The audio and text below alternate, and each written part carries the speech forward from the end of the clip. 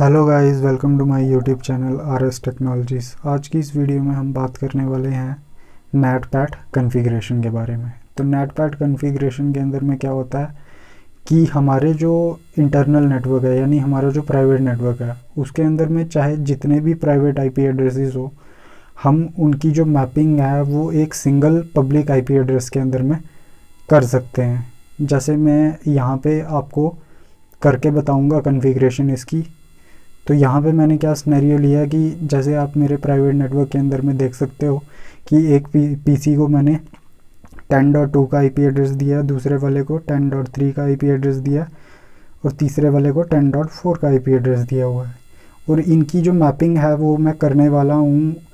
10.2 की मैपिंग भी 1.3 के अंदर करूँगा, 10.3 की मैपिंग भी 1.3 के अंदर करूँगा और 10.4 की मैपिंग भी 1.3 के अंदर में करूँगा। तो कहने का मतलब ये है कि नेटपैड कॉन्फ़िगरेशन के अंदर में होता क्या है, हमारे इंटरनल नेटवर्क के अंदर में चाहे जितने भी आईपी एड्रेसेस हों, चाहे जितने भी सिस्टम हों, जितने भी अलग अलग आईपी एड्रेसेस हों, वो सारे के सारे जो हैं जब पब्लिक आईपी एड्रेस में कन्वर्ट होंगे तो वो एक सिंगल आईपी एड्रेस के अंदर में कन्वर्ट होंगे। तो जैसा कि आप यहाँ पे देख पा रहे हैं कि यहाँ पे 3 पीसीज हैं, 10.3, 10.2 और 10.4, जिनको मैं कन्वर्ट करने वाला हूँ 1.3 के अंदर में। कहने का मतलब है कि मल्टीपल प्राइवेट आईपी एड्रेसेस को मैं मैपिंग करके नेटपैड की हेल्प के थ्रू उनको मैप करूँगा एक सिंगल पब्लिक आईपी एड्रेस के अंदर में। तो इनकी कॉन्फ़िगरेशन शुरू करने से पहले मैं यहाँ पे आपको बता दूँ कि यहाँ पे मैंने राउटर्स को ये जो पोर्ट हैं वो अप कर दिए हुए हैं पहले से ही। इसके ऊपर में मैंने डिफ़ॉल्ट राउटिंग कॉन्फ़िगर की है ताकि ये दोनों राउटर्स जो हैं आपस में कम्युनिकेट कर सकें, ये दोनों के दोनों नेटवर्क आपस में कम्युनिकेट कर सकें। यहाँ पे एक नेटवर्क के अंदर में मैंने 3 पीसीज लगाए हैं और यहाँ पे एक को 10.2, 10.3 और 10.4 का आईपी एड्रेस दिया। और इनकी जो मैं तीनों की मैपिंग है वो एक सिंगल आईपी एड्रेस में करना चाहता हूँ या करूँगा, जो कि है 1.3 के अंदर में। तो इसकी कॉन्फ़िगरेशन होगी कैसे, इसके लिए फ़र्स्ट ऑफ़ ऑल आपको राउटर के ऊपर में क्लिक करना, फर्स्ट वाले और कमांड लाइन इंटरफेस के ऊपर में जाओगे। यहाँ पे सिंपली आप यहाँ पे एंटर करोगे तो यहाँ पे सबसे पहले तो आपको पता ही है कि अनेबल कमांड लगाएंगे हम लोग। अनेबल कमांड लगाने के बाद में यहाँ पे सेकंड जो हमारी कमांड लगेगी वो कॉन्फ़िगर टर्मिनल, ताकि हम कॉन्फ़िगर कर सकें इसको। तो सबसे पहले क्या करना होता है, हमें नेटपैड कॉन्फ़िगरेशन में एक एसएस लिस्ट को यहाँ पे क्रिएट करना है। तो उसके लिए कमांड लगेगी एसएस लिस्ट और उसके बाद में आपके पास में ऑप्शंस रहते हैं। बेसिकली आप स्टैंडर्ड बनाना चाहते हो या एक्सटेंडेड बनाना चाहते हो, तो यहाँ पे मैं 1 नंबर दे दूँगा, मैं स्टैंडर्ड बनाना चाहता हूँ। उसके बाद फिर से अगर मैं यहाँ पे क्वेश्चन मार्क करता हूँ तो आप क्या करना चाहते हो, एसएस लिस्ट 1 आप उसको डिनाई करना चाहते हो, परमिट करना चाहते हो, तो मैं यहाँ पे क्या करूँगा, परमिट करूँगा। एसएस लिस्ट 1 परमिट किसको करना है आपने, तो मेरे को बेसिकली जो यहाँ पे आप नेटवर्क देख रहे हो ये 10 का नेटवर्क है पूरा का पूरा। तो मैं ये सारे के सारे पीसीस को क्या करना चाहता हूँ, परमिट करना चाहता हूँ। रोकना किसी को नहीं चाहता, मतलब सबको परमिट करूँगा कि वो दूसरे नेटवर्क के पीसीस के साथ में कम्युनिकेट करें, जब दूसरे नेटवर्क के साथ कम्युनिकेट करें। तो मैं यहाँ पे क्या करूँगा, एसएस लिस्ट 1 परमिट, जो यहाँ पे जो बेसिकली हमारा 10 का नेटवर्क है वो होल नेटवर्क दूंगा। और देन इसके बाद में अगर क्वेश्चन मार्क करूँगा तो इसके बाद मेरे को इसकी वाइल्ड कार्ड बिट्स देनी पड़ेंगी। तो इसकी जो वाइल्ड कार्ड बिट्स रहेंगी वो रहेंगी 0.255.255.255। तो हमारा बेसिकली जो वाइल्ड कार्ड मास्क रहता है वो सबनेट मास्क का उल्टा रहता है। देन इसके बाद में हमें क्या करना होता है, यहाँ पे एक पूल क्रिएट करना होता है, जैसा कि हमने डायनामिक नेट के अंदर में किया था। तो उसके लिए क्या कमांड लगेगी, IP नेट।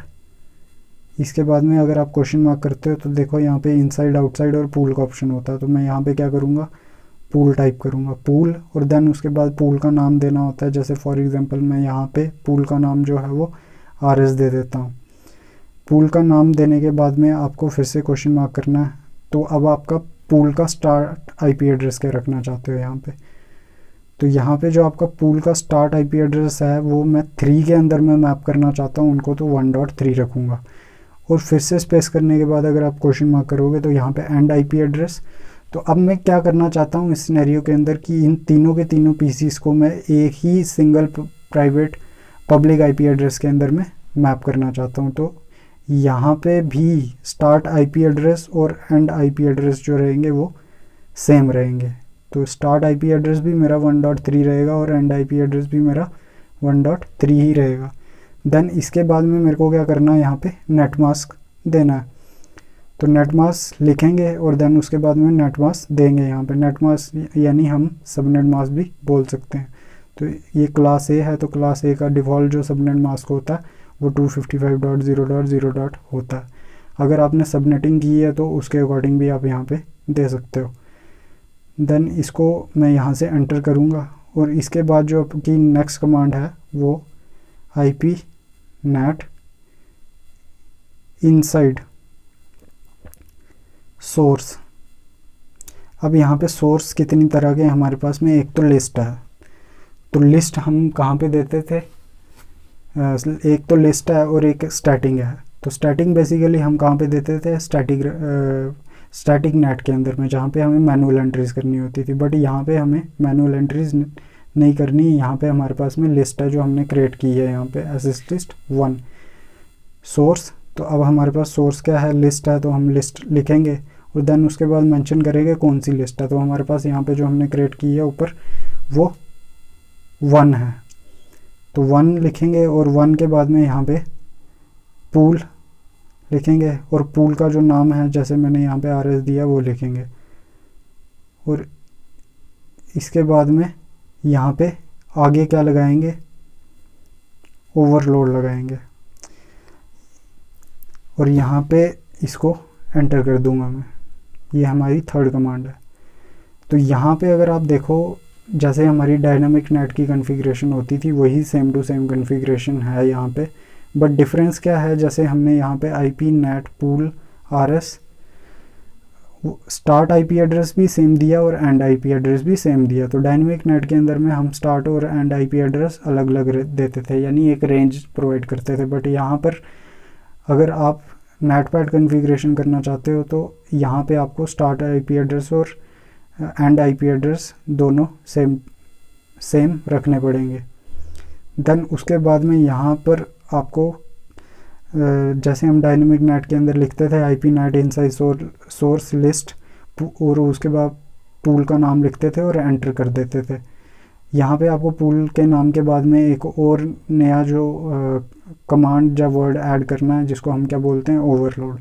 उससे क्या होगा, जो आपकी बेसिकली डायनामिक नेट की कॉन्फ़िगरेशन है वो ऑटोमेटिकली कन्वर्ट हो जाएगी किसके अंदर में, नेटपैड के अंदर में।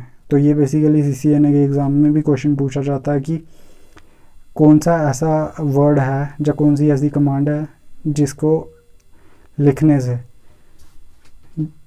टाइप करने से आपका जो डायनामिक नेट है वो कन्वर्ट हो जाता है नेटपैड के अंदर में। तो उसका आंसर रहेगा ओवरलोड। देन इसके बाद में आपको इसका इनसाइड सोर्स और आउट इन कहाँ से होगा और आउट कहाँ से होगा वो बताना है। तो यहाँ पे अगर आप देख सकते हो राउटर के अंदर जाने के लिए जो पोर्ट है वो गीगाबिट ईथरनेट 0/1 है और बाहर जाने के लिए गीगाबिट ईथरनेट 0/0 है। तो यहाँ पे मैं क्या करूँगा, सिंपली एक कमांड लगाऊंगा, interface gigabit Ethernet 0/0 enter IP NAT question mark. तो दो ऑप्शन है, इनसाइड या आउटसाइड। तो यहाँ पे 0/0 से ये बाहर जा रहा है। तो मैं क्या करूँगा, यहाँ पे आप देख सकते हो कि IP NAT 0 interface gigabit Ethernet 0/0 IP NAT source कौन सा है, ये हमारा आउटसाइड है, एंटर। और देन ये राउटर के अंदर कहाँ से एंटर कर रहा है, 0/1 से। तो दूसरी कमांड क्या लगेगी यहाँ पे, IP NAT इनसाइड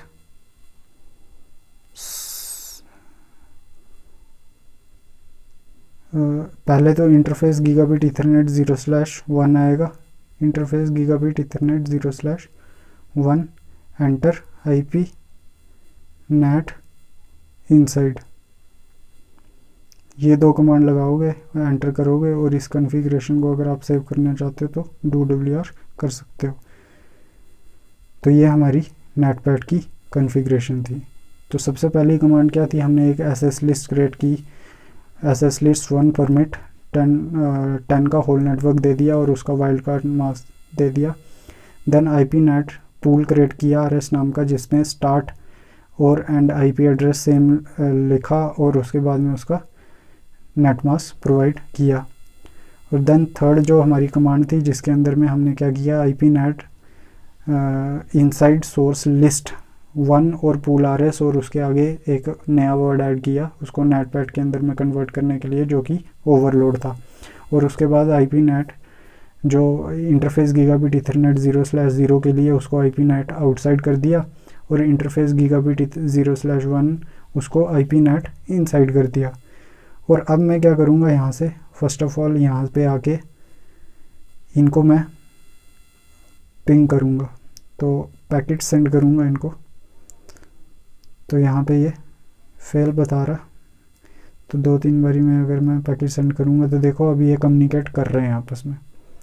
तो दूसरे वाले PC से भी मैं भेज के देख लेता हूँ, ये भी कम्युनिकेट कर रहा। और यहाँ पे तीसरे वाले PC से मैंने इस सर्वर को पिंग किया तो ये भी यहाँ पे कम्युनिकेट कर रहा है, जैसा कि आप देख पा रहे हैं। तो अब जब मैंने इनको 2-3 बारी पिंग कर दिया, अब मैं यहाँ पे एक कमांड लगाऊंगा जो कि है शो IP NAT ट्रांसलेशंस। ये कमांड लगाने के बाद एंटर करूंगा तो आप यहाँ पे देख पा रहे हो कि जब 10.4 से पिंग किया तो तब भी हमारा जो बेसिकली पब्लिक IP एड्रेस है वो 1.3 रहा। जब मैंने 10.3 से पिंग किया तब भी मेरा पब्लिक IP एड्रेस 1.3 रहा। और जब मैंने 10.4 से फिर से पिंग किया तो तब भी मेरा पब्लिक IP एड्रेस जो था वो 1.3 रहा। तो ये यहाँ पे जो कि मैंने सिनेरियो लिया था नेटपैड का कि जो अंदर वाले तीनों PC हैं 10.2, 10.3 और 10.4 वाले, इनको जब भी मैं नेटपैड कॉन्फ़िगर करूँगा तो ये अंदर वाले तीनों के तीनों प्राइवेट IP एड्रेस की मैपिंग हो जाएगी बाहर पब्लिक एक सिंगल IP एड्रेस के अंदर में। तो जैसा आप यहाँ पे देख पा रहे हैं। तो अगर मैं ये कमांड रिपीट करके फिर से इसको अगर एंटर करूँ तो आप यहाँ पे देख पा रहे हो कि जैसे मैंने 10.2 से फिर से पिंग किया तो वहाँ पे वो अगेन 1.3 के अंदर में पब्लिक IP एड्रेस के अंदर में मैप हुआ। तो ये था मेरा नेटपैड का कॉन्फ़िगरेशन। आज की वीडियो में सिर्फ इतना ही। अगर आपको ये वीडियो अच्छा लगता है तो इसको लाइक करें, कमेंट करें और अपने दोस्तों के साथ में शेयर करें। आज की वीडियो में सिर्फ इतना ही। मिलते हैं आपसे अगली वीडियो में। Thank you.